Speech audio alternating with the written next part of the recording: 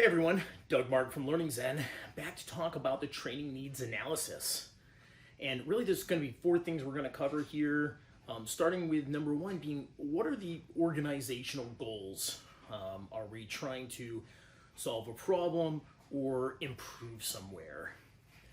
The second item will be, what are the skills needed to meet those organizational goals? Number three is going to be to review the current employee's capabilities. So this is interesting because it's going to identify whether the training is needed at all, but also what are the performance improvements expected and how will we measure those things? And then the fourth and last item is going to be to gather and assess the existing instructor-led training content and assets to determine how to actually close that gap. You might already have courses that do this. When you start looking at your assets and your courses, you might find, oh, we've got these. Maybe they're in pieces that we need to just pull it out of an existing section. But you might already have a lot of that information already.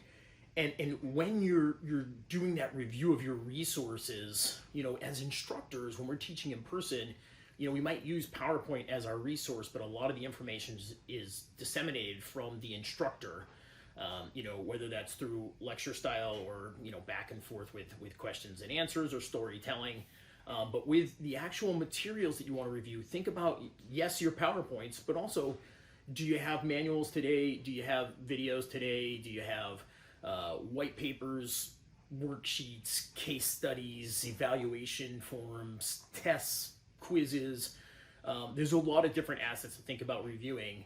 And then this one isn't necessarily part of the four items that we talked about for doing the analysis, but I want you to consider, do you bring in your subject matter experts?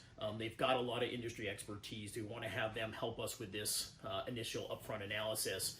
And then also review your prerequisites at this time. Let's think about, what are our expectations for the employees? Which courses should they have completed? How far along should their learning be? Do they have to have prerequisites completed before we assign one of these new courses to them?